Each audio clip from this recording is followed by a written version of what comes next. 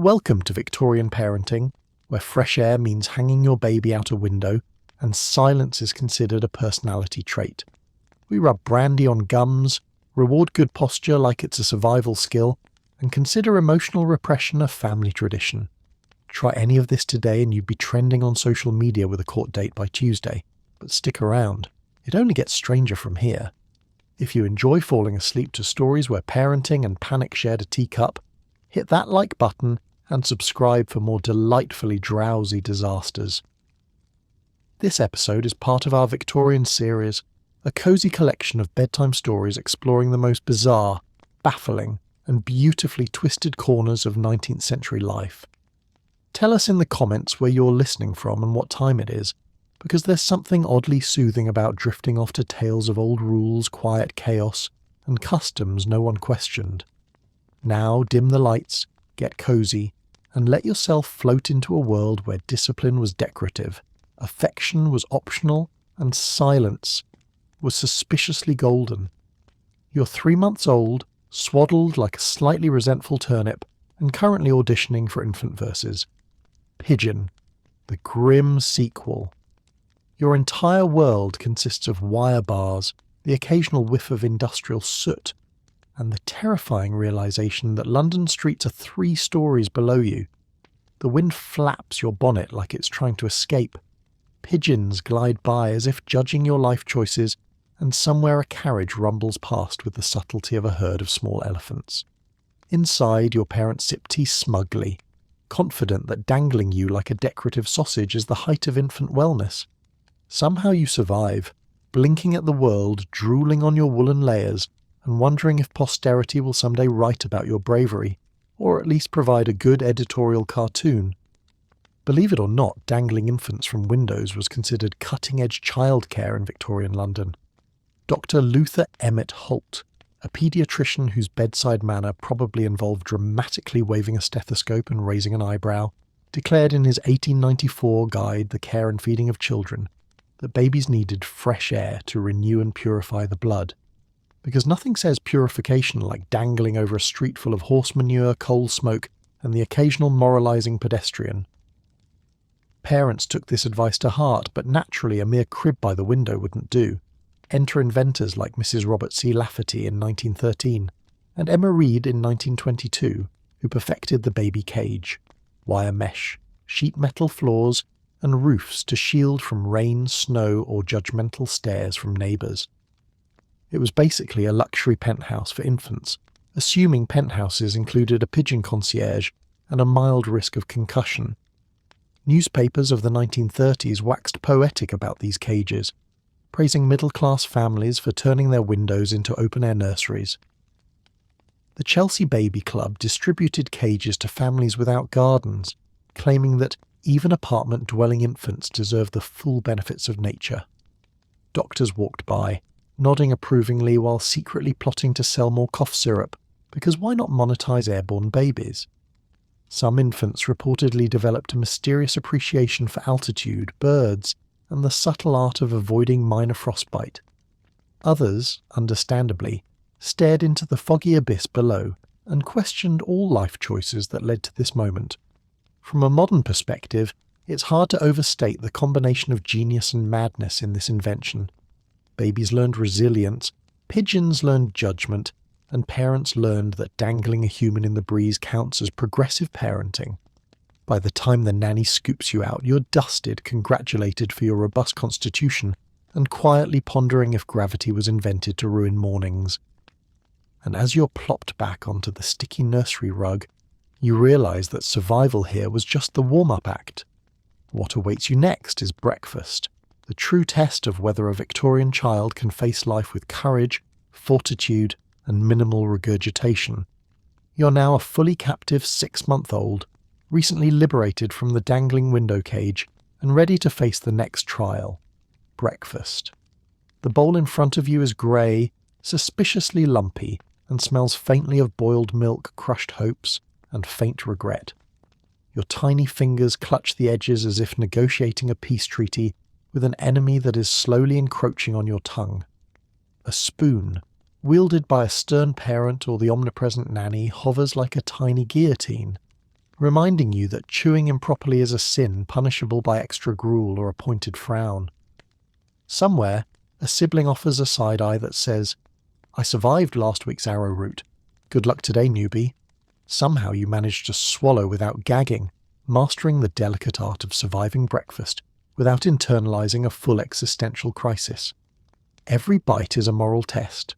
Porridge is grey, sometimes watery, occasionally lumpy enough to double as building material for tiny castles, and always infused with lessons about fortitude, obedience, and humility. A rogue raisin appears now and then like a forgotten jewel, inspiring temporary joy before the reality of starch and boiled milk washes it away. If you stare too long, the parents or nanny may sigh dramatically, an unmistakable signal that the very act of enjoyment is morally suspect. And yet in this crucible of flavourless mush, you learn early the two most important Victorian lessons. First, survival is proportional to silence. Second, hope is an optional luxury, usually reserved for holidays, special occasions, or when the cat accidentally falls in the porridge. Breakfast in Victorian households was rarely about taste. For infants and toddlers, it was training, a daily exercise in stoicism disguised as nutrition. Newspapers and periodicals like the Penny Illustrated often printed diet advice for children, advocating arrowroot, toast water, and other lumpy concoctions as essential for strengthening the humours. Sugar was a forbidden luxury except on rare festive days, and even raisins were considered moral temptations rather than snacks. Medical endorsements abounded. Dr. Quim's digestive powders promised to convert boiled cabbage into a treat for both body and soul, while Mrs. Winslow's soothing syrup, a mixture of morphine and alcohol, was widely recommended for infants who were fussy during meals. Parents read aloud these testimonials as if narrating sacred texts. "Since my child ate nothing but cold stewed prunes for a fortnight, his constitution has never been better." Newspapers reported these diets with grave seriousness, warning of moral and physical corruption for families who dared to offer anything remotely pleasurable. The goal was never enjoyment. Breakfast was training in patience, obedience, and emotional control. Children learned quickly that chewing without complaint, swallowing without protest, and staring blankly at their grey mush were the hallmarks of a virtuous Victorian child. And by the time the morning gruel was finished, the infant had survived another day of character building, stomach testing, and subtle trauma. All that remained was the next stage of early childhood, potty training and first baths, where dignity and survival would again be tested, this time in porcelain. You're about 1 year old, and your bladder has officially been promoted to chief mischief maker. The chamber pot sits beneath your bed like a tiny porcelain guillotine, painted with cherubs who seem to mock you every time you wobble near it. Attempting to hit the target without calamity is like juggling torpedoes while blindfolded. Only the torpedoes gurgle, stink, and have opinions. One false move and you receive the moral equivalent of a lecture from the Queen herself, delivered by your nanny with a glare so intense it could bleach fabric at 20 paces. Bath time is no sanctuary.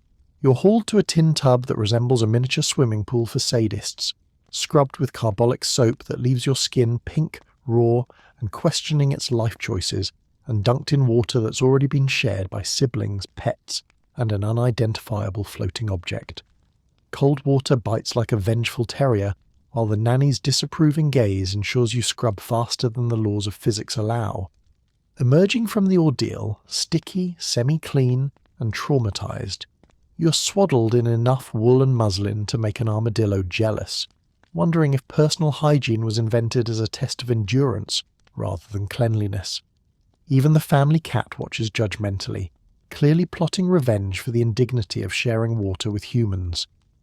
Victorian potty training was less about gentle encouragement, and more about instilling terror through porcelain. Chamber pots were everywhere, under beds, behind screens, sometimes perched like tiny moral judges in the corner of a nursery. Missing the pot was treated as a moral failing, an offence against both God and common decency. Etiquette manuals and newspapers of the era stressed the importance of strict supervision, warning parents that an infant who failed to evacuate on time could develop laziness, poor hygiene, or worse, a flawed character. every misfire became a teachable moment, often delivered with the solemnity of a Victorian sermon. Bathing practices were equally dramatic. Once a week, infants were hauled to tin tubs in the kitchen and scrubbed with carbolic soap that left skin pink, raw and questioning its existence. Water was often shared among siblings and pets, producing a fragrant, slightly terrifying cocktail of germs, grime and mystery floaters. Newspapers praised this as both economical and character-building, insisting that discomfort, minor exposure to filth, and the occasional chemical string taught resilience, moral fortitude, and respect for authority. Parents applied a variety of chemical concoctions, vinegar rinses, mustard plasters, and even occasionally turpentine. All claimed to prevent disease, encourage obedience, or test the infant's ability to silently tolerate pain. Successful completion of this daily ordeal was considered a significant moral and physical achievement. Infants who survived emerged slightly cleaner, mildly traumatized, and with an early appreciation for discretion and self-preservation. The nanny's role in these routines was crucial. Armed with a glare capable of curdling milk at 20 paces, she ensured every scrub, every bathroom visit, and every attempt at independent evacuation was done properly. Any hint of defiance or mischief was met with swift correction. Sometimes a pointed look, sometimes a rearrangement of one's clothing in a way that left the child questioning the very laws of physics. It was a regime that demanded cunning, patience, and an ability to silently plot revenge while performing basic biological functions. By the time a child had survived both porcelain perils and the shared bath ordeal, they had mastered an early curriculum of balance, patience, subtle defiance, and strategic bribery, usually in the form of hiding morsels of bread or plotting a brief escape to the nursery corner.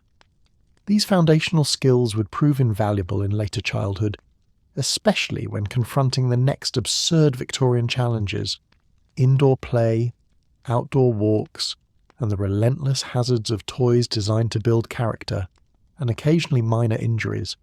And so, armed with newly honed survival instincts, a suspiciously itchy skin tone, and a growing resentment of carbolic soap, the infant is gently deposited back on the nursery rug, ready for their next initiation. Play and toys, where splintered blocks, haunted dolls, and miniature civil wars await to test dexterity, imagination, and the ability to avoid lifelong tetanus. You're now about 2 years old, toddling through the nursery like a miniature daredevil with sticky fingers and an overdeveloped sense of mischief. The toy chest glares at you like a tiny fortress of doom.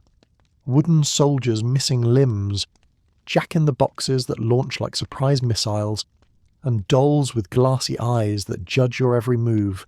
You reach for a block and immediately wonder if it's a trap, designed to splinter your finger, ruin your moral fibre, or, in extreme cases, summon a lecture from the heavens via Nanny's death stare. Even the air smells like sawdust, boiled milk, and the faint anxiety of a toddler contemplating life's cruel inequalities. Outdoors is no safer. The hoop, intended for innocent exercise, threatens to decapitate the unsuspecting sibling, while a ball ricochets unpredictably, turning the playground into a miniature war zone. You attempt a daring maneuver with a tin soldier, only to realize that gravity, parental supervision, and the moral universe are conspiring against you. Somehow, against all odds, you survive, executing a miniature civil war, hiding illicit sweets, and dodging sharp wooden edges, all while pretending to play nicely under Nanny's glare, which has the supernatural ability to stop both giggles and hearts mid-beat. Victorian toys were designed to educate, discipline, and sometimes injure, all under the guise of character building. Wooden blocks, tin soldiers, and jack-in-the-boxes were the preferred instruments, teaching children coordination, patience, and the subtle art of avoiding minor trauma. Dolls were often made of porcelain with glass eyes, giving them a slightly haunted appearance, a feature parents and publishers insisted encouraged careful, morally upright play. For wealthier households, miniature dollhouses with fragile furniture taught domestic skills and social hierarchy, while poorer children improvised with sticks, stones, or captured rodents. Indoor play was closely monitored, nannies and parents enforced rules that would make modern OSHA inspectors weep. No throwing, no shouting, and absolutely no laughter that might attract moral or physical disaster. Outdoor games were similarly structured: hoop rolling, croquet, or carefully supervised marbles. Newspaper advice columns from the time frequently suggested that unsupervised children were prone to moral corruption, physical injury, or, in extreme cases, interaction with undesirable street urchins. Even so, children found ways to rebel and innovate. Trading marbles, hiding sweets, or inventing clandestine games were common methods of asserting control over a chaotic world where rules were arbitrary and splinters were inevitable. This period of play, fraught with risk, mishap, and occasional minor injuries, was considered essential to cultivating resilience, ingenuity, and to survive future moral lectures and practical hardships. By the end of playtime, the toddler had learned the delicate art of negotiation, strategy, and survival, while nursing a small number of scratches and bruises as badges of honour. And as you glance toward the window and consider venturing into the wide, unpredictable world outside, you realise the next absurd chapter of Victorian childhood awaits. Outdoor walks and nature observation, where moral lessons, layers of wool, and the constant threat of minor catastrophe accompany every adventure. You're now 3 years old, bundled in so many layers that you resemble a walking, waddling woolen burrito, and today's adventure is the dreaded Victorian outdoor walk. Nanny marches beside you like a miniature drill sergeant, walking stick in hand, eyes sharp enough to detect moral lapses, rogue daffodils and unauthorised puddle splashes. Your siblings shuffle behind, bundle like tiny mummies, squeaking with each step while you wonder if anyone has ever survived this gauntlet without acquiring a lifelong vendetta against fresh air. The streets smell of coal, manure, and something vaguely edible that probably belongs in a stew, and every puddle looms like a miniature swamp of doom. One misstep, and you are flattened like a discarded loaf of bread or dragged into a moral lecture about your inability to respect the natural world. Birdsong is strictly for passive admiration. Even the slightest attempt to imitate a robin earns a disapproving glance that could freeze milk at 20 paces. Spotting a rabbit, fox, or hedgehog is thrilling, but touching anything is strictly forbidden unless you want to be lectured on the perils of mud, moral decay, and the indiscretions of your ancestors. Somehow, despite mud, cold, and parental hypervigilance, you survive the walk, cheeks streaked with soot, eyelashes flecked with coal dust, and a tiny shred of dignity intact. By the time you return to the nursery, you've gained early expertise in endurance, patience, and the fine art of pretending you're observing nature while secretly plotting revenge on every pigeon you pass. Victorian parents believed outdoor exercise was critical for a child's health, character, and moral development. Fresh air was credited with strengthening the lungs, warding off disease and instilling resilience, especially when combined with layers of restrictive clothing, which were themselves considered a test of endurance. Nature observation was encouraged, but only within strict limits. Children were taught to admire clouds, flowers, and small animals at a distance, and to document their findings, often in carefully regulated sketchbooks. Any deviation, such as handling plants, chasing animals, or giggling too loudly, was seen as a lapse in moral instruction. Newspaper advice columns and childcare manuals frequently warned of the hazards of unsupervised outdoor activity. Pedestrians, stray animals, mud puddles, and horse-drawn carriages were all considered potential threats, and children were expected to navigate the streets with caution, decorum, and an unwavering sense of their social station. The Victorian outdoor walk was thus both an educational exercise and a miniature obstacle course, requiring careful attention, compliance, and sometimes the tactical use of feinting or exaggerated slips to escape punishment. By the end of the walk, children had learned early lessons in observation, patience, resilience, and strategic deception. Clothes were caked in mud, cheeks flushed from exertion, and every child carried the proud knowledge that they had survived the elements, the moral gaze of adults, and the occasional judgmental pigeon. And with outdoor endurance mastered, the next logical challenge awaited: school-age discipline, and moral education, where lessons became longer, punishment stricter, and moral indignation more pervasive than any mud puddle or fox in the garden. You are now 6 years old, stepping into the classroom like a tiny soldier entering a field of moral mines.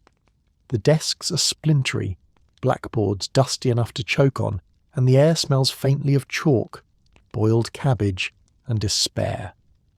Mr. Snipe, your mathematics master, appears whenever your attention wavers, like a ghost of scholastic doom, his glare capable of erasing hope, innocence, and small sins you didn't even know existed. Miss Grimshaw, your writing mistress, has eyes so sharp she can spot a crooked E from across the room and punish it with extra lines, hand cramps, or a lecture on the perils of rebellious eyebrows. Lunch is no relief. Cold bread, a sliver of cheese, or yesterday's grey stew served in a hall that smells like wet boots and existential dread. Recess is tightly monitored, with a strict no giggling, no shouting, no fun unless it is morally instructive rule. Even the hoop or ball might be weaponized against you, either by gravity, a sibling, or sheer bad luck, and a minor accident guarantees a public moral lecture, sometimes accompanied by dramatic sighs audible across the empire. Somehow, between ink-stained fingers, aching wrists, and the constant threat of moral annihilation, you survive another day, silently plotting revenge against Latin declensions, multiplication tables, and the tyranny of school uniforms. Victorian schooling was as much about endurance, obedience, and moral instruction as it was about academics. Boys and girls were educated separately, reflecting societal expectations. Boys were trained to be stoic and industrious, while girls learned accomplishments designed to reinforce decorum, domesticity, and social grace. Curriculum focused on rote memorization, multiplication tables, Latin, historical lists of monarchs, and moral maxims, all designed to create small adults capable of navigating a strict social hierarchy. Discipline was severe and ubiquitous. Caning, dunce caps, and public humiliation were common tools to enforce compliance. Newspapers of the time regularly reported schoolroom incidents, noting children fainting from exhaustion or terror at minor infractions. Teachers expected quiet obedience, impeccable posture, and rapid mastery of tedious lessons. Play was strictly controlled and framed as moral education. Croquet, marbles, or supervised marching exercises replaced carefree fun. Even minor errors, from incorrectly holding a pencil to mispronouncing a Latin word, were met with swift corrective measures. By the end of the school day, children had learned early lessons in patience, resilience, and strategic deception. They returned home ink-stained, morally scrutinized, and often exhausted, carrying with them the tiny victories of having survived yet another Victorian moral gauntlet. With education survived, the next logical stage loomed: puberty and early adolescence, where bodily changes, new responsibilities, and the first hints of secret rebellion awaited. You're now 12 years old, wobbling on the precarious tightrope between childhood and whatever adulthood is supposed to be. Your limbs have suddenly become elongated sticks with a mind of their own. Hair sprouts in suspicious places, and every sneeze or cough seems to require moral deliberation. Parents hover with the intensity of hawks, measuring your height against doorframes, inspecting your posture, and sighing audibly at your increasingly independent thoughts. Every glance at a classmate of the opposite sex is immediately analysed for signs of corruption, while you secretly wonder if just blinking too enthusiastically could scandalise your entire family. School is no refuge. Desks are now arenas for covert glances, whispered jokes, and the occasional cringe-worthy bodily change that earns a lecture on modesty, decorum, and the dangers of curiosity. You stumble awkwardly through daily exercises, arithmetic, moral maxims, and long-winded readings on virtue, while your classmates do the same, each of you silently calculating how many mistakes it takes before a single wrong gesture earns a public scolding. Even your own body conspires against you. Knees bend at odd angles, voice cracks in operatic unpredictability, and hair rebels in ways that would make a barbershop weep. Somehow, Amidst this hormonal chaos and endless moral surveillance, you survive, secretly plotting minor acts of rebellion like subtle eye rolls, exaggerated sighs, or the occasional overly dramatic cough. Victorian adolescence was treated as a perilous and transformative stage, a period when children were expected to emerge morally upright, socially polished, and physically resilient, despite experiencing sudden growth spurts, hormonal chaos, and endless scrutiny. Parents, educators, and moralists feared that any lapse in modesty, curiosity about the opposite sex, or failure to comply with rigid social norms could irreparably damage a child's character.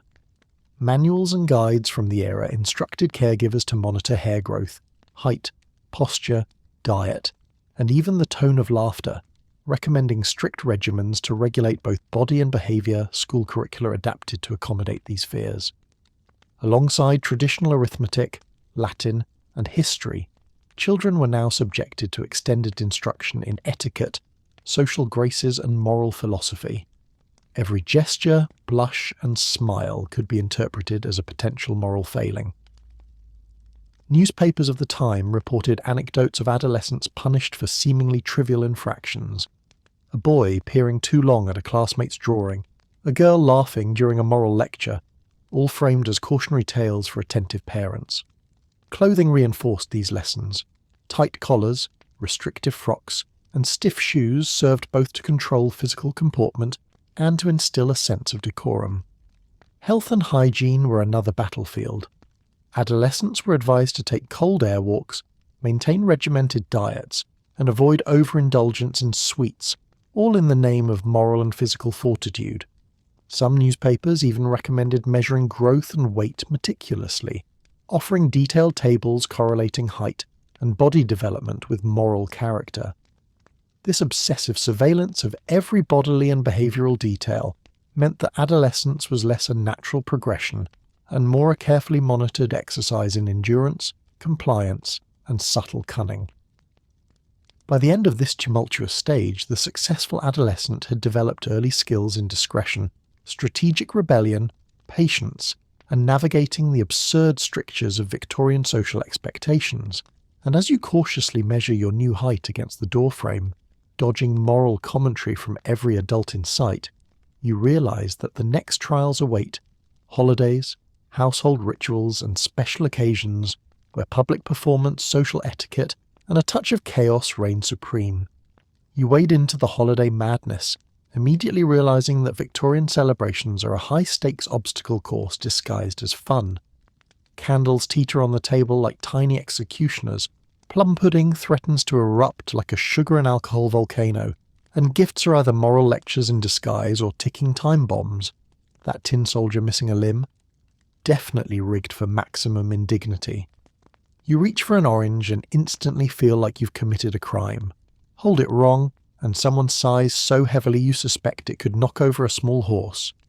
Relatives lurk like tiny judgmental hawks, silently grading your every bite, smile, and polite nod. Laugh too loudly? Moral transgression. Drop a spoon? Catastrophe. Steal an extra raisin? Treason. You dodge these invisible traps with the agility of a miniature ninja, ration your smile strategically, and survive with sticky fingers, sugar-crusted cheeks, and your dignity just barely intact. By the time the last candle flickers and the plum pudding is vanquished, you've mastered the fine art of pretending to enjoy yourself while secretly plotting revenge on every moralising adult in the room, all without triggering Aunt Prudence's wrath. Holidays and special occasions in Victorian England were highly regimented affairs, designed to teach children moral lessons, restraint, and social etiquette. Christmas in particular was laden with symbolism and instruction. Candles represented the light of virtue. Plum puddings were ritualistically prepared, sometimes set aflame at the table for dramatic effect. And gifts were intended as tools for moral instruction, as much as delight. Newspapers often printed detailed guides on how to organise holiday celebrations to maximise both education and social compliance. Oranges and other exotic treats were rare and considered morally instructive rewards for good behaviour. Children were expected to demonstrate appreciation, moderation, and gratitude lest they be scolded for indulgence or ingratitude. Social gatherings required careful monitoring of behaviour, posture and speech, as etiquette manuals warned that even minor infractions could reflect poorly on the family's social standing. Plum puddings were often prepared days in advance, heavily spiced and sometimes soaked in alcohol, creating both a sensory spectacle and a minor hazard for small, curious hands. Celebrations were also a public performance of virtue. Guests, siblings and extended family acted as witnesses and enforcers of propriety. Etiquette manuals and newspapers recommended parents observe children closely, correcting laughter, gestures and appetite in real time to ensure decorum. The combination of elaborate food, strict behavioural expectations and elaborate decorations created an environment where children learned endurance, strategic compliance and the subtle art of surviving high-stakes social performance. By the end of the holiday, children emerged sticky, slightly tipsy from plum pudding fumes, and exhausted from maintaining proper decorum under scrutiny. These celebrations provided essential training for adulthood: patience, resilience, and the ability to maintain a composed expression while secretly plotting minor acts of rebellion. And as the last candle flickers and guests depart, you can almost smell the next challenge on the horizon. Pets, household animals, and all the chaos they bring, where fur, feathers, and mischief collide with Victorian morality. You step into the living room and immediately realize that the household menagerie has declared war. The dog stares at you like a furry tyrant judging your entire existence. The cat slinks away with a disdainful hiss as if you've personally offended every cat ancestor in history, and the canary tweets in sharp bursts, issuing what can only be described as moral ultimatums. Hedgehogs huff and puff like tiny armoured tanks, rabbits hop strategically to block your path, and somewhere a mouse plots a coup in the corner, nibbling with reckless abandon. Every movement you make is a negotiation. Reach for a crumb and the dog lunges, wave a ribbon and the cat considers it a personal affront. Glance at the canary and it tweets a judgmental sonnet in your honour. Feeding time is worse. Spill a morsel and a chaotic cascade ensues. Fur flies, feathers flutter and a chorus of indignant squeaks, barks and chirps fills the room. You attempt to distribute kibble diplomatically, but the animals act like tiny generals with impeccable timing and impeccable snark. You learn quickly that survival here depends on agility, stealth, and a keen sense of which animal can be bribed with a crumb and which requires full-scale diversion tactics. Somehow, amidst the chaos, you remain intact, slightly sticky, and morally victorious, at least until the next critter-related disaster strikes. Victorian households frequently maintained an eclectic mix of animals for companionship, utility, and education, though not necessarily in that order. Dogs were prized for obedience and moral instruction, cats for stealth, judgment, and pest control, and smaller creatures like rabbits, canaries, and hedgehogs were valued for teaching patience, responsibility, and crisis management skills to children. Newspaper advice columns and etiquette guides routinely reminded parents that proper care of pets was a reflection of a child's character, with any mishaps treated as moral exercises. For example, a chewed slipper or overturned water dish could serve as a practical lesson in humility and strategic thinking. Feeding and care required both patience and cunning. Kibble, scraps and vegetables were allocated according to strict routines, yet each animal had its own agenda. Dogs might hoard morsels for later, cats could stage ambushes, and rabbits would interpret feeding as an Olympic event. Canaries were treated as moral barometers. If a child failed to distribute crumbs correctly or pay sufficient attention, a sharp chirp or a brief silence could trigger a mild parental lecture on virtue. Some manuals even advise supervised observation of the animal's behaviour to develop deductive reasoning. A child was encouraged to track patterns in mischief, note behavioural anomalies, and predict when chaos would erupt next. By the end of a typical day with the household menagerie, children were skilled in patience, negotiation, and subtle rebellion. They could navigate minor disasters, anticipate animal conspiracies, and maintain a semblance of dignity despite fur, feathers and claws. In essence, the domestic zoo was less about pets and more about early military strategy, crisis management, and surviving moral scrutiny from both humans and animals alike. With this training complete, you are now poised to face the next absurd chapter of Victorian childhood. Street games, outdoor adventures, and play, where danger, chaos, and minor injuries await with even greater enthusiasm. You step outside and immediately realise that Victorian streets are basically obstacle courses designed by sadistic toddlers with too much imagination. Cobblestones jab at your ankles, horse droppings attempt to claim your shoes, and the neighbourhood children are armed with hoops, sticks and marbles that double as miniature weapons of chaos. One errant marble, and you're risking a toppled laundry line, a destroyed bonnet, and a lecture that somehow blames your entire family lineage for poor judgment. Mud is your constant companion. Every puddle is a potential death trap, every patch of rain-soaked earth a battlefield, and by the end of one game of hopscotch, your socks have achieved the official colour of gloomy despair, balls ricochet unpredictably, sticks transform into impromptu projectiles, and the laws of physics appear to have personal grudges against you. Somehow, between scraped knees, smudged faces, and moralised lectures from adults who clearly enjoy watching you suffer, you survive. You master the delicate art of looking engaged, dodging disaster, and secretly plotting tiny vindictive victories over marbles, mud, and the occasional smug older sibling. Victorian children spent a surprisingly large portion of their days outside, transforming streets, alleys and courtyards into playgrounds that doubled as miniature obstacle courses. Cobblestones, puddles, stray animals and horse-drawn carts were all part of the curriculum in resilience, coordination and rapid problem-solving. Hoops rolled unpredictably, marbles ricocheted with deadly precision, and sticks could magically become weapons of minor chaos at any moment. Despite the apparent anarchy, these outdoor games were considered essential for teaching children practical skills, moral vigilance, and the fine art of pretending to obey rules while secretly scheming minor acts of rebellion. Games such as hopscotch, tag, marbles, and hoop rolling weren't just fun. They were moral exercises disguised as entertainment. Etiquette demanded that children take turns, avoid arguments, and navigate social hierarchies, often under the stern supervision of older children, parents or nannies armed with wands of discipline disguised as sticks. Even a slip into mud or a toppled marble could provoke a lecture on patience, obedience, or personal responsibility, leaving children simultaneously amused, terrified, and oddly proud of their newly acquired survival skills. Stray animals, weather, and neighbourhood spectators further complicated outdoor play. Dogs often chased marbles, cats watched with judgmental detachment, and random passers-by could yell moral advice, further increasing the stakes.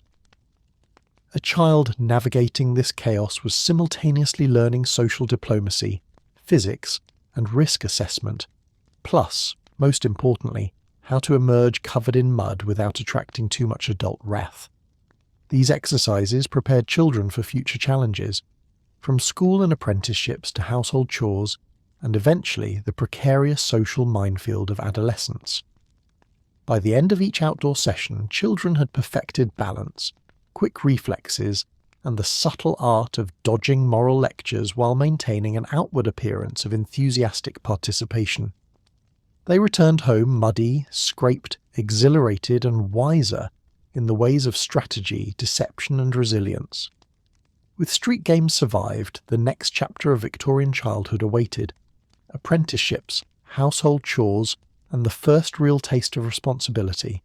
A world where soap, scrubbing brushes, and adult supervision replaced mud puddles and marbles as the instruments of character building.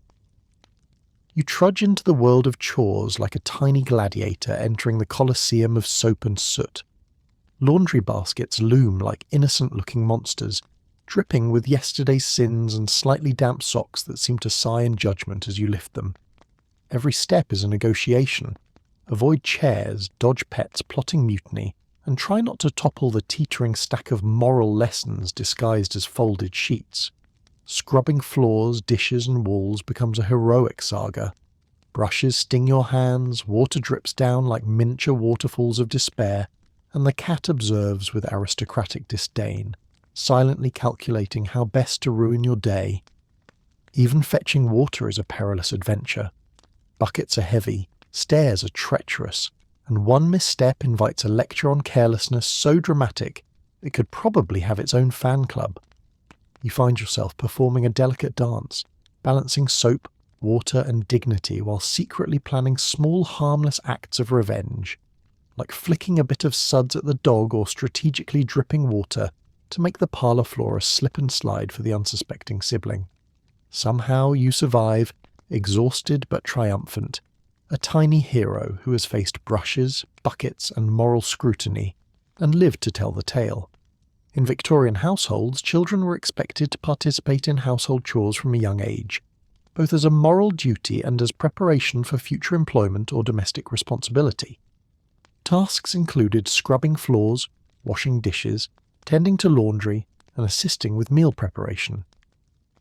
These chores were designed not just for cleanliness, but to instill discipline, obedience, and a sense of order in otherwise chaotic households. Failure to perform chores properly could result in scolding, extra work, or public humiliation, all considered essential for building character. Apprenticeships were similarly rigorous. Children placed with tradespeople learned skills in tailoring, carpentry, blacksmithing, or shopkeeping, often working long hours under strict supervision. Mistakes were punished harshly, but successes were rewarded with faint praise, occasionally a small treat, and the growing sense that surviving this stage was proof of moral and practical fortitude. Parents and society at large believed that chores and apprenticeships were critical for cultivating industriousness, patience, and ingenuity, in essence creating competent adults who could navigate the strict moral and social expectations of Victorian life. Even mundane tasks became opportunities for instruction and moral development. Folding laundry correctly, polishing utensils, or fetching water on time were elevated to lessons in diligence, attention to detail, and patience. Children quickly learned that survival required not just physical effort, but strategic thinking, which chores could be completed quickly, which mistakes would be overlooked, and how to maintain the appearance of industriousness while plotting subtle, harmless mischief. By the end of a day filled with buckets, brushes, and moral commentary, children had strengthened their bodies, honed their skills, and developed an early understanding of strategy, risk management, and endurance.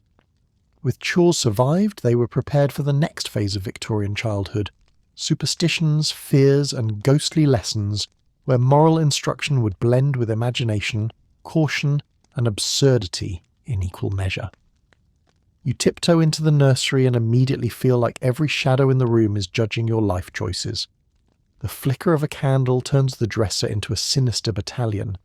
The family cat glares at you like it's personally responsible for your moral failings, and a crack in the wallpaper seems poised to swallow you whole if you breathe too loudly. Every squeak, bump, or draft is instantly interpreted as a ghostly warning or a sign that you've committed some grievous infraction in the realm of unseen spirits. Spilled salt, cat crossing your path, whispered yawn. All equally capable of summoning a minor apocalypse and a lecture so severe it could require a stiff drink. For the adults, of course. Even the toys conspire against you. Ragdolls stare accusingly, blocks topple suspiciously, and jack-in-the-boxes seem to wait for the exact moment when your attention drifts to spring into your life with a manic grin. You maneuver carefully, tiptoeing as if the floorboards themselves are alive, calculating each step to avoid disaster, while secretly practicing the ancient art of the strategic eye roll. Somehow, despite moralized shadows, judgmental cats, and a house full of invisible punishers, you survive intact, pulse elevated, heart racing, and already plotting revenge on every creaky floorboard, misbehaving ribbon, and overzealous candle in the house. Victorian children were raised in a world saturated with superstitions and moralistic fears. Parents and caregivers believed that observing proper rituals could protect against everything from illness to bad luck, and that teaching children to respect omens, spirits, and mystical portents would instill prudence and moral fortitude. Common household warnings included avoiding spilled salt, refraining from whistle playing indoors, or treating black cats with the appropriate mix of reverence and dread. Candles, mirrors, and shadows were frequently used as teaching tools to cultivate both caution and imagination. Ghost stories were a staple of Victorian education at home. Tales of spirits, wandering apparitions, and moral punishments for naughty children were shared to encourage obedience, patience, and reflection. Newspapers often published anecdotes or letters detailing supposed hauntings, supernatural warnings, and bizarre lessons from beyond, reinforcing the cultural belief that the unseen world demanded respect. These stories were as much about entertainment as instruction, blending horror with moral pedagogy.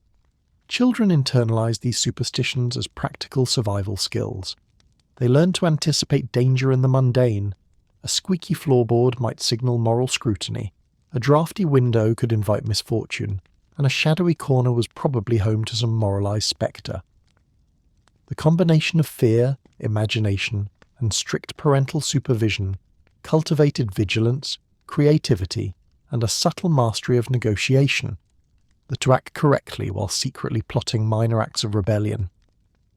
By the end of each day, immersed in candles, creaks, and whispered tales, children had honed observation skills, caution, and the art of maintaining composure in the face of absurdity. These lessons seamlessly prepared them for adolescence and social challenges, laying the groundwork for the next phase of life: courtship, social manners, and the ever-absurd moral theatre of Victorian teen life. You enter the treacherous world of Victorian adolescence and immediately realise that every blink, twitch, and breath is now under microscopic moral surveillance. Sit upright. Check, fold your napkin like a professional origamist. Check, avoid looking at anyone of the opposite sex like it's a felony. Double check. Even the slight tilt of your head could be interpreted as a scandalous declaration of independence, and Aunt Prudence's glare is always ready to file a formal complaint. Courtship lessons are nothing short of a battlefield. One mismanaged curtsy and you've committed social suicide. One over-enthusiastic bow and your moral reputation evaporates faster than plum pudding at a holiday banquet. Walk too fast, walk too slow, breathe incorrectly, smile improperly, all equally punishable offences in the theatre of manners. You find yourself carefully calculating every word, every gesture, every blink, all while secretly rolling your eyes, silently planning minor rebellions, and dreaming of a day when polite conversation doesn't feel like surviving a trap-laden obstacle course run by angry ghosts of etiquette manuals past. Adolescence in Victorian England was a crucible of social, moral, and physical instruction. Children entering their teenage years were expected to navigate increasingly complex societal norms, including courtship, etiquette, and public demeanour. Parents and tutors instructed them on posture, conversation, gestures, and the correct way to express interest in potential companions without scandal. Even minor infractions, a hastily executed curtsy or a blush in the wrong context, could result in stern correction and lengthy moral lectures. Manners were not optional. They were a survival strategy. Adolescents were trained in dining etiquette, social greetings, letter-writing protocols, and the intricate rules of polite conversation.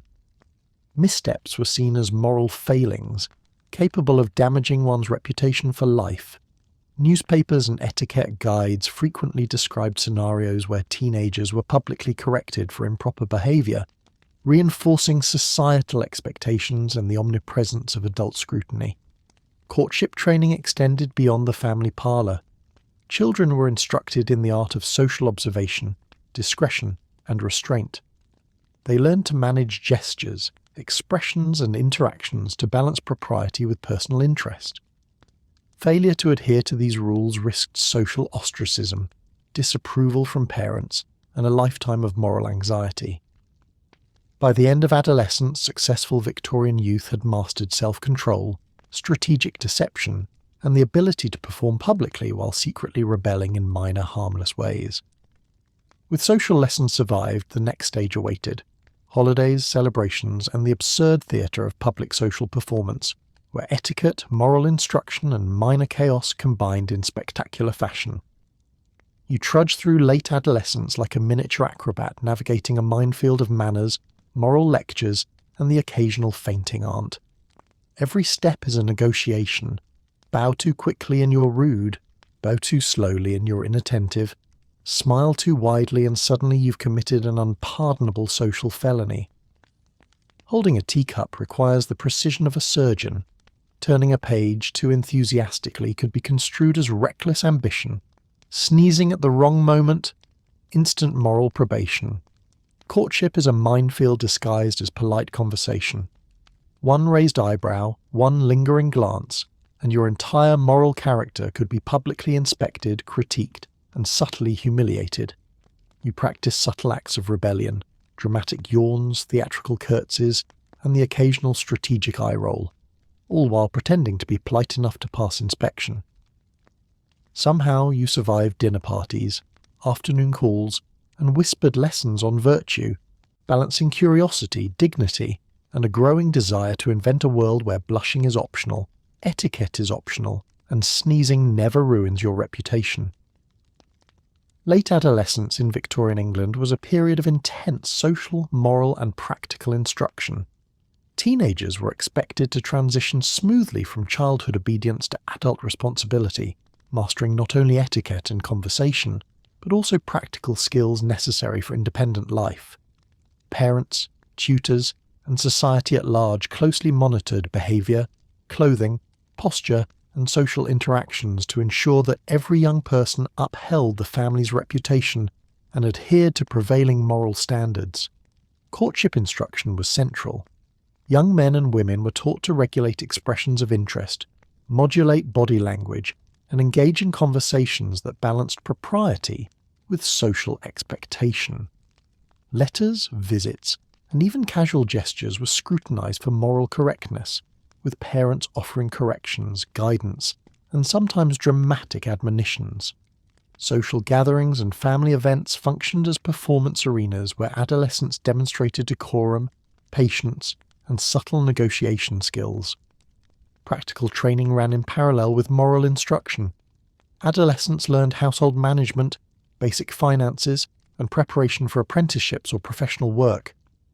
They were taught to plan, organise and execute tasks while maintaining appearances of composure and virtue. Minor mistakes, from a poorly folded handkerchief to a mismanaged curtsy, were often corrected with lectures, exaggerated sighs, or carefully timed demonstrations of proper behaviour.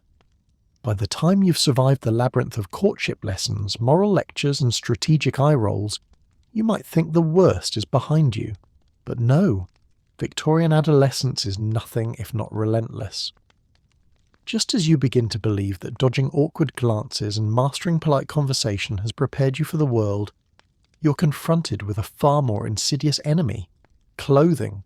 Corsets that threaten your lungs, collars that restrict your neck like a medieval torture device, skirts so heavy they require a small pulley system, and shoes designed to teach humility through pain. Prepare yourself. The next stage of your training is less about morals and more about survival against fabric, laces, and layers of parental obsession. You open the wardrobe and immediately realize that Victorian fashion is a full-contact sport disguised as clothing. Corsets squeeze your torso like a vengeful boa constrictor. Collars chafe like tiny medieval guillotines, and skirts are layered so heavily you wonder if you need a pulley system just to take a single step. Shoes are stiff, pointy, and determined to teach humility through blisters, while gloves, ribbons, and hats conspire to sabotage your balance at every opportunity. Even sitting gracefully is a test of dexterity, patience, and moral fibre, and one wrong move, a misplaced bow, a caught hem, or an over-enthusiastic sneeze, could prompt a lecture longer than the actual dinner. Every movement becomes a strategic negotiation with fabric, gravity, and the watchful eyes of adults who believe suffering is essential for character building. You learn to tiptoe like a tiny ballerina, calculate how much your skirts will flare before hitting furniture, and perform dramatic sighs to convey both moral fortitude and mild disdain. The cat judges silently from the corner, clearly amused by your struggles, while siblings lurk in the background plotting who will trip first.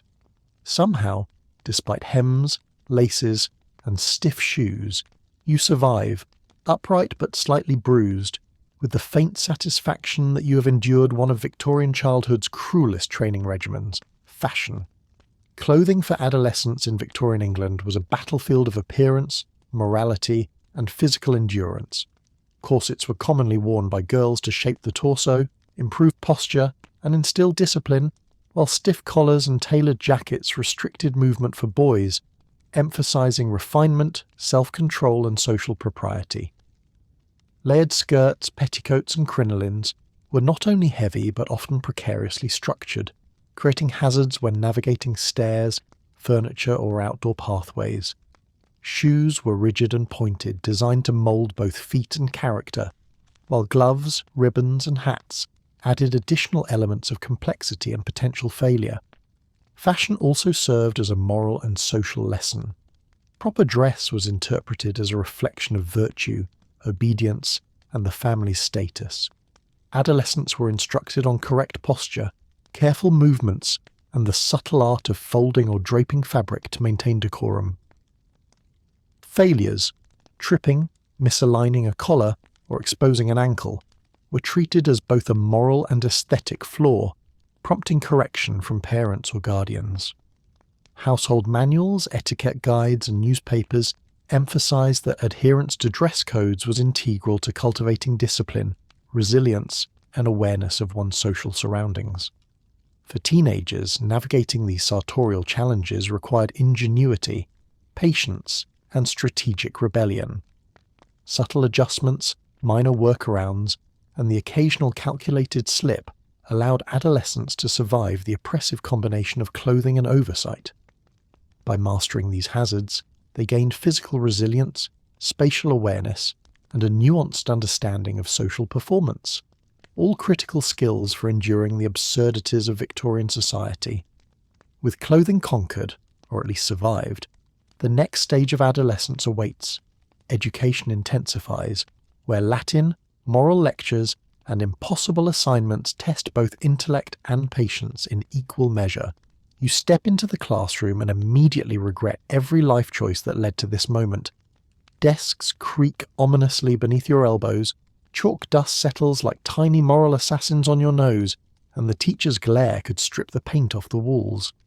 Latin, arithmetic, moral philosophy, and etiquette rain down on you like a relentless storm, while your classmates groan, doodle secretly, and occasionally stage miniature rebellions in their seats. Mispronounce a word? Public humiliation.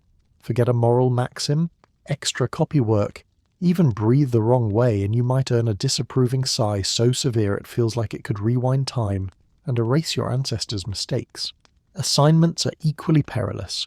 Copywork stretches into infinity. Arithmetic problems twist your brain into knots, and moral lectures echo endlessly in your skull. One careless curtsy, one improperly folded handkerchief, and the classroom erupts into whispered tut-tuts and the occasional gasp of outrage from a student whose moral compass is inexplicably faster than yours. Somehow, despite ink-stained fingers, aching wrists, and the constant threat of public disgrace, you survive, secretly perfecting the subtle arts of strategic sighing, eye-rolling, and the careful, artful cough that signals rebellion without drawing the teacher's wrath.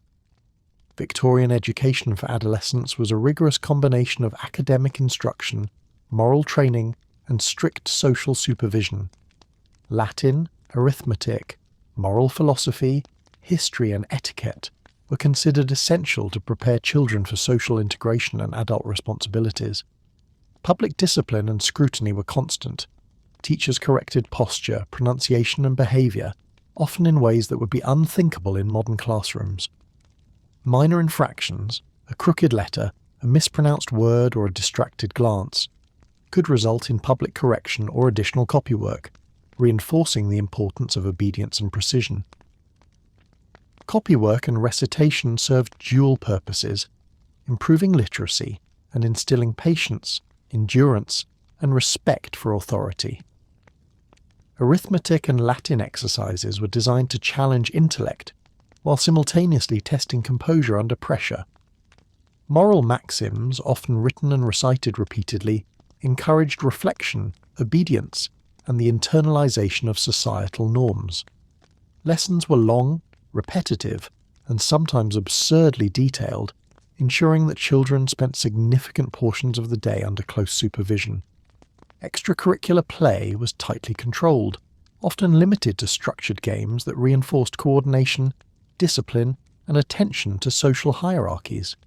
Any deviation from the rules, talking out of turn, misusing materials, or displaying excessive enthusiasm was treated as both a moral and educational failure.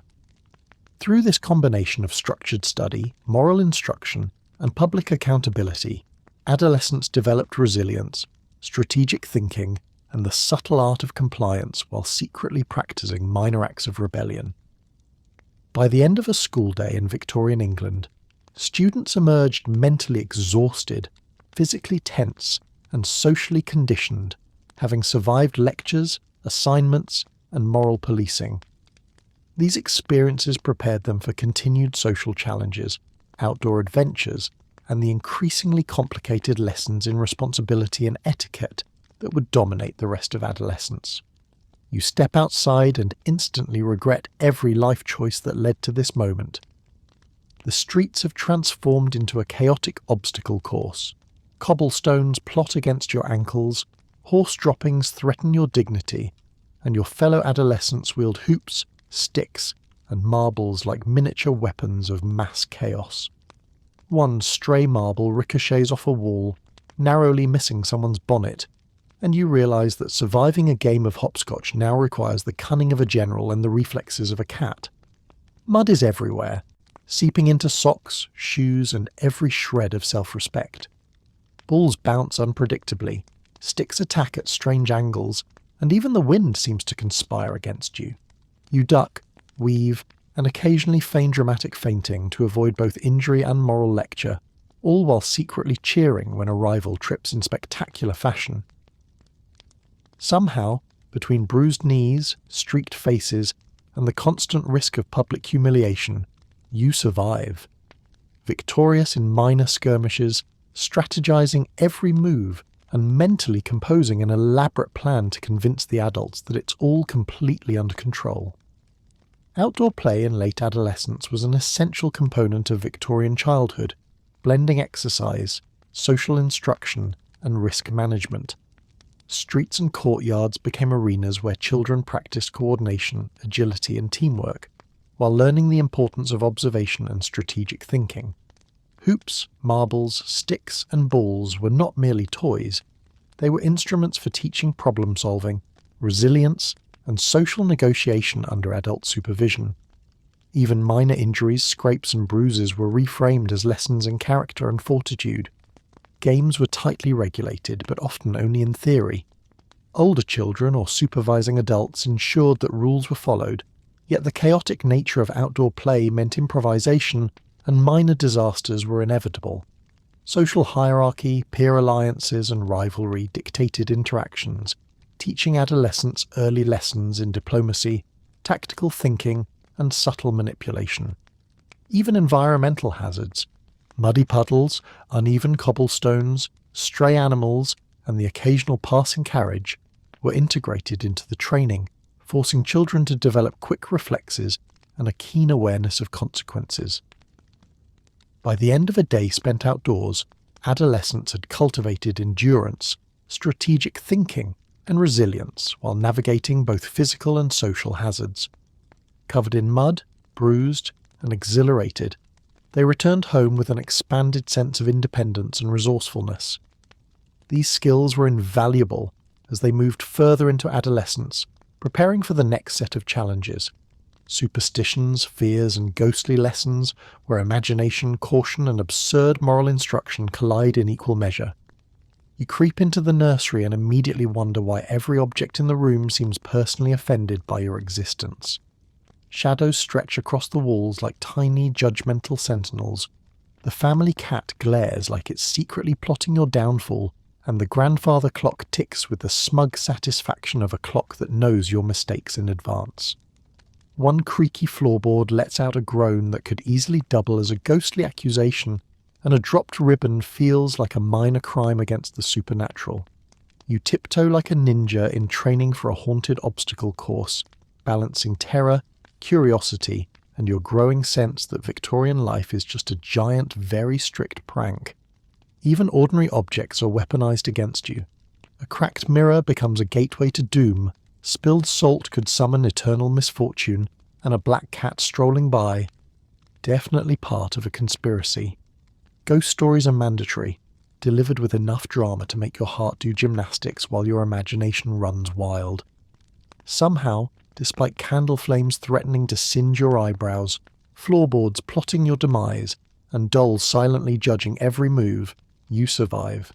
Pulse racing, eyes wide, you perfect the art of tiptoeing strategically, preparing for the next absurd trial Victorian adolescence throws at you. Because apparently the shadows are never done with you. Victorian adolescents were raised in a world steeped in superstition and moralized fear. Ghost stories, omens, and household rituals were considered essential tools for teaching vigilance, caution, and moral fortitude. Candles, mirrors, and shadows were employed to cultivate awareness and encourage obedience, while the smallest infractions, spilling salt, dropping a ribbon, or walking under a ladder, were imbued with dire significance. Teens were taught to respect the unseen world as carefully as the visible, blending imagination with morality in daily life. Parental instruction often combined entertainment with moral education. Children were encouraged to recite ghost stories, interpret omens, and behave cautiously, with the understanding that spiritual or supernatural consequences were real and immediate. Newspapers and periodicals published tales of haunted houses, omens, and minor disasters, reinforcing the societal expectation that adolescents maintain constant vigilance and moral integrity. This environment trained teens in observation, patience, and strategic compliance. They learned to navigate fear, uncertainty, and absurd moral hazards, honing skills in problem-solving, risk assessment, and subtle rebellion. The lessons of shadows and superstition were designed to prepare adolescents for more complex social and domestic challenges, cultivating imagination, caution, and resilience. By the end of a day immersed in flickering candles, creaking floorboards, and whispered tales of ghosts, adolescents had sharpened both their wits and nerves. With supernatural vigilance survived, the next stage of adolescence awaited. Romantic misadventures, flirtations, and the ridiculous etiquette of first crushes, where curiosity, embarrassment, and parental oversight collided spectacularly. You enter the social arena of Victorian adolescence, where every glance, bow, and cough is scrutinized as if it were a crime against morality itself. A brief brush of hands during a dance, a too long glance over dessert, or an innocent smile can spiral into scandal in the minds of parents, siblings, and anyone else with a vested interest in your reputation. You practice subtle flirtation techniques under the constant threat of moral disaster. A slight nod here, a demure curtsy there, and the occasional strategically timed cough to cover up your internal eye roll. Even outdoor promenades are dangerous. You walk along the gravel path, calculating precisely how much distance to keep from your crush to maintain decorum while appearing vaguely interested, all while dodging over-enthusiastic friends, moralizing chaperones, and the occasional pigeon. One slip, a mismanaged hand gesture, or a poorly timed laugh, and your social capital evaporates faster than plum pudding at a Christmas feast. Somehow, despite the constant threat of embarrassment, public humiliation, and disastrous matchmaking attempts, you survive, cheeks flushed, mind racing, and secretly plotting tiny acts of rebellion against the ridiculousness of it all. Romantic interaction in late Victorian adolescence was a complex and highly regulated affair. Young people were instructed in proper courtship, modest behaviour, and controlled expressions of interest, often under the watchful eyes of family members or chaperones. Social gatherings such as dances, walks, or afternoon teas were carefully monitored to ensure that no impropriety occurred, and even minor lapses, a lingering glance, a misplaced hand, or an enthusiastic laugh, could trigger lectures on morality, modesty, and proper decorum. etiquette manuals of the time offered exhaustive guidance: how to bow, when to smile, how long to look at someone of the opposite sex, and the correct distance to maintain while walking. Letter writing, small gifts, and other forms of subtle attention were tightly controlled, taught as exercises in patience, discretion, and strategic social manoeuvring. Mistakes were frequent and expected, and the Victorian adolescent learned to navigate this minefield with a combination of ingenuity, cunning, and careful eye-roll management. These lessons were intended to instill both moral fortitude and social skill, preparing adolescents to function in a rigidly structured society where reputation, appearances, and adherence to social norms were paramount.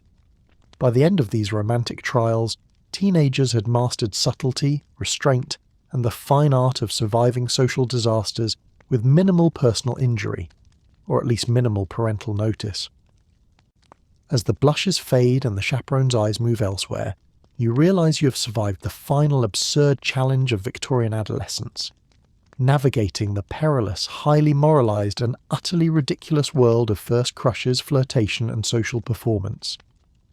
With this last trial behind you, you can finally lean back, take a deep breath, and reflect on the strange, hilarious, and often terrifying journey of growing up in Victorian England. A world where every glance, every gesture, and every minor misstep was a lesson in endurance, cunning, and absurdity. Growing up in Victorian England was less a gentle passage from childhood to adulthood, and more an elaborate obstacle course designed to test your endurance, patience, and ability to survive without fainting from moral outrage. From dangling in baby cages to dodging horse manure during street games, enduring lumpy porridge, absurd fashion horrors, and relentless moral lectures, every day was a carefully orchestrated lesson in obedience, resilience, and subtle rebellion. You learned to navigate social hierarchies, dodge parental scrutiny, and survive the constant barrage of superstitions, ghost stories, and public humiliations, all while maintaining a carefully calibrated expression of polite compliance. By the end of adolescence, you had mastered the art of strategic sighs, minor rebellions, and surviving absurdity with dignity, or at least with slightly muddied socks and bruised knees. First crushes were approached like high-stakes diplomacy, playground games became tactical operations, and even a seemingly simple walk outdoors required planning worthy of a miniature general. Ultimately, Victorian adolescence was a hilarious, terrifying, and occasionally ridiculous training ground for life. A world where every glance, every gesture, and every small mistake carried moral, social, and occasionally supernatural consequences, but also where cleverness, resilience, and a sense of humour could carry you safely through the chaos. And now, as the last game of marbles is claimed, and the nursery settles into the quiet chaos of scattered ribbons and mud-streaked socks, I hope this absurd little tour through Victorian childhood lingers, like the faint scent of coal smoke clinging stubbornly to a woolen coat. You've survived dangling baby cages, lumpy porridge, moral lectures, fashion horrors, haunted dolls, street games that threatened life and limb, and first crushes capable of inducing minor existential crises, but for now it's time to rest. The squeaky floorboards have calmed, the judgmental cat has retreated to a corner, and the nannies have finally stopped lurking behind doors with their disapproving eyes. If you're still awake, remarkable. You've just navigated adolescence in a world of moralised shadows, absurd rules, and relentless supervision. Hit subscribe so we can tiptoe, stumble, and blush through another bizarre chapter of Victorian history tomorrow night.